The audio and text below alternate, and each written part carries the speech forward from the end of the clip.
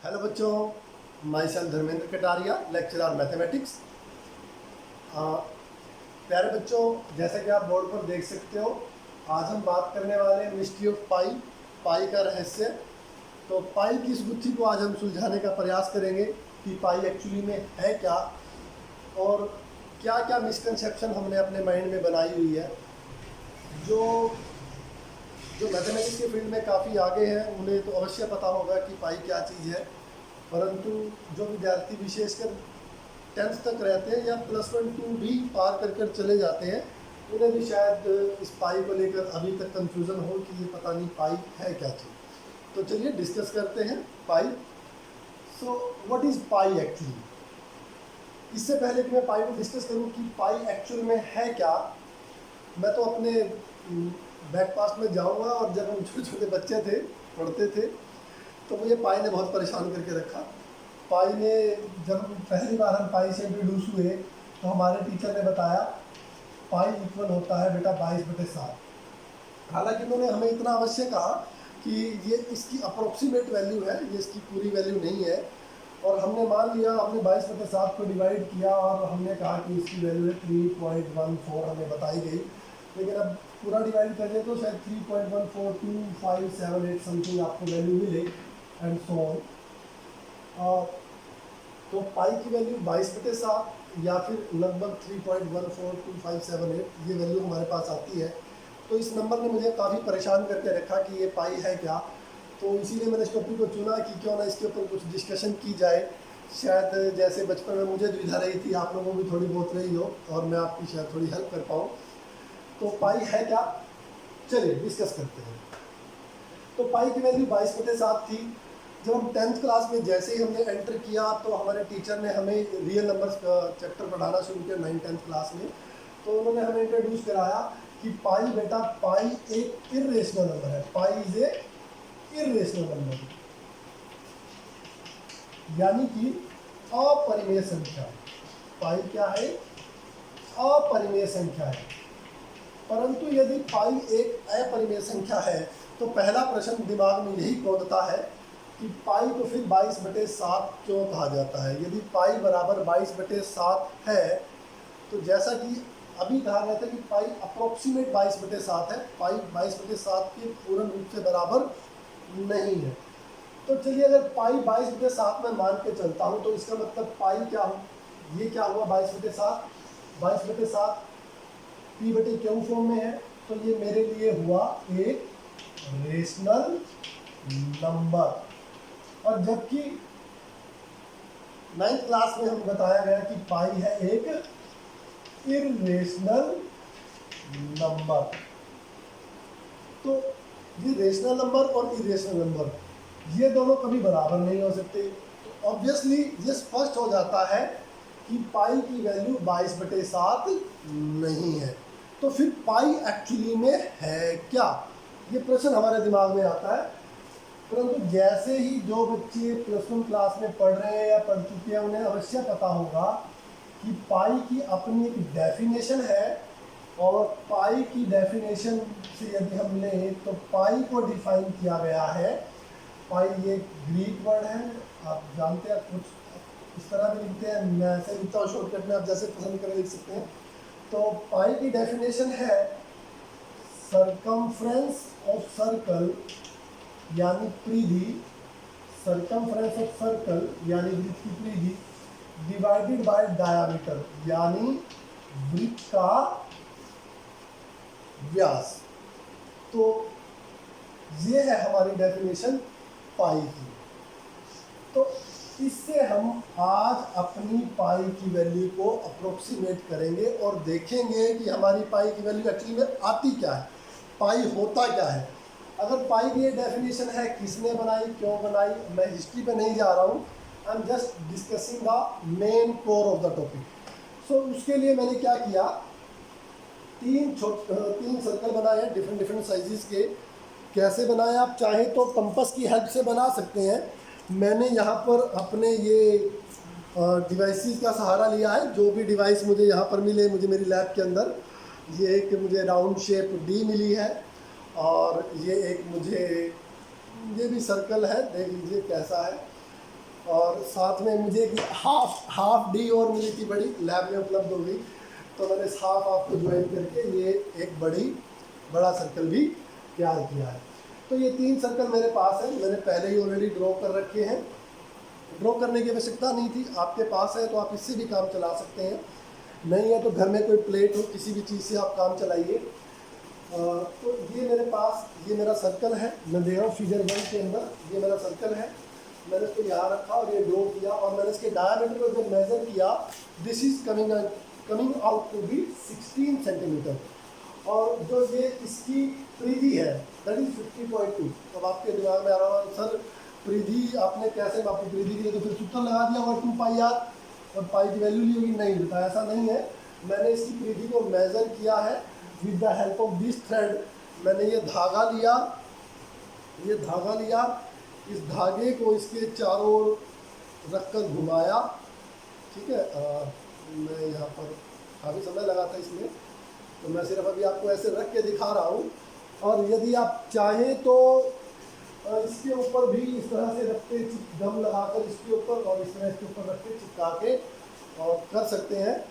मैं आपको इसी के ऊपर करके दिखा रहा हूँ, थोड़ा सा एक के लिए करके दिखाऊंगा ताकि आपको कोई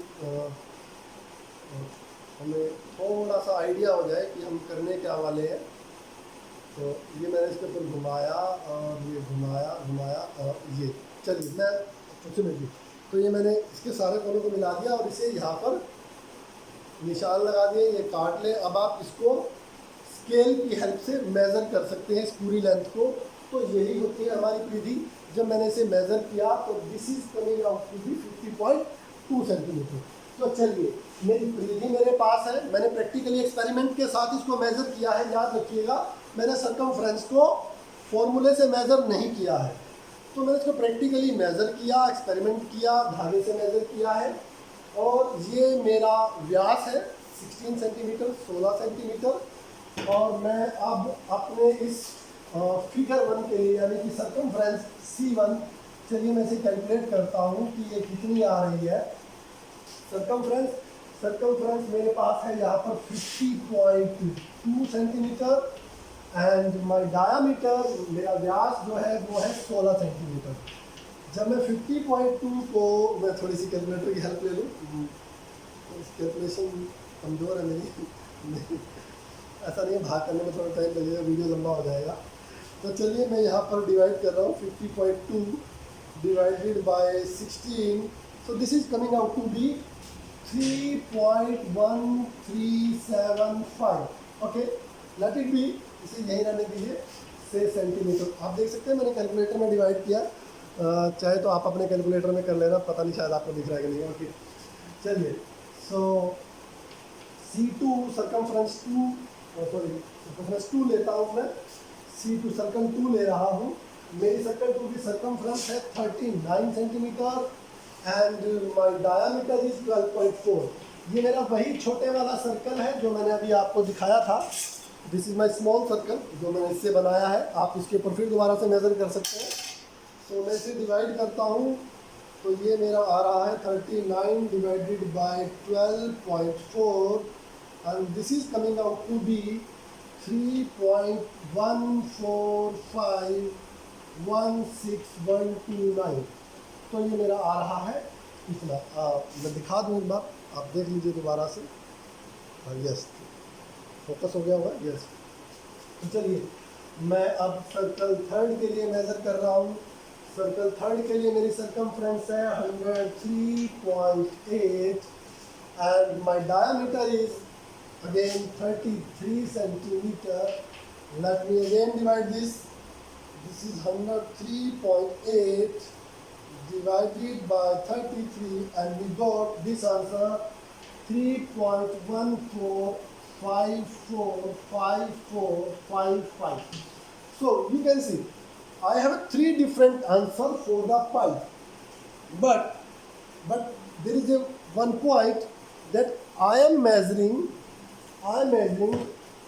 this circle circumference with the help of a thread। तो मुझे यदि मैं बड़ी सावधानी से इसे मेज़र करूँगा तो आप देखेंगे कि मेरी वैल्यू लगभग अप्रोक्सीमेट एक जगह तो पहुंच रही है। यदि मैं 2 डेसिमल प्लेसेस दूँ या 3 डेसिमल प्लेसेस दूँ, suppose so 3.137 from circle to 3.145 and this is 3.145 again. So अगर मैं इसे 2 पॉइंट तक ले लूँ तो 3.14, 3.14, 3.14, तो आप देख सकते हैं कि हमारी वैल्यू अप्रोक्सीमेट होकर एक ही वैल्यू की तरफ टेंड कर रही है।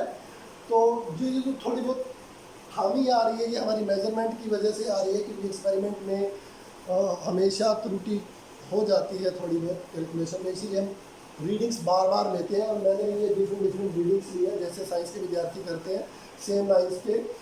तो आप देख सकते हैं हमारी वैल्यू आ रही है 3.14।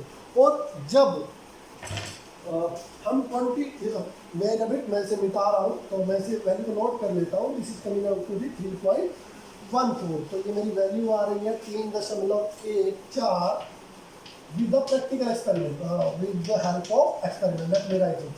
So this is a circle. This is my value of pi with the help of experiment. Okay. So let me write in short pi experiment. ठीक है, तो एक्सपेरिमेंट के थ्रू हमारे एक्चुअल मेजरमेंट के थ्रू। तो अगर मैं 22/7 को डिवाइड करूँ जैसे मैंने अभी दिखाया था, तो 22/7 को भी मैं कैलकुलेटर में ही कर देता हूँ ताकि 3.14285714। तो आप देख सकते हैं कि 2 डेसिमल प्लेस तक ये भी मैच हो रहा है। तो मेरी वैल्यू पाई और 22/7 की मैच हो रही है। इसीलिए हमारे टीचर अक्सर कह देते हैं कि आप पाई को लगभग 22/7 मान लीजिए या 22/7 ही मान लीजिए for the sake of simplicity of the calculation. Now here is one question. यहाँ हमें बताया गया कि पाई की डेफिनेशन है circumference of circle divided by diameter. Who invented this definition? I don't know.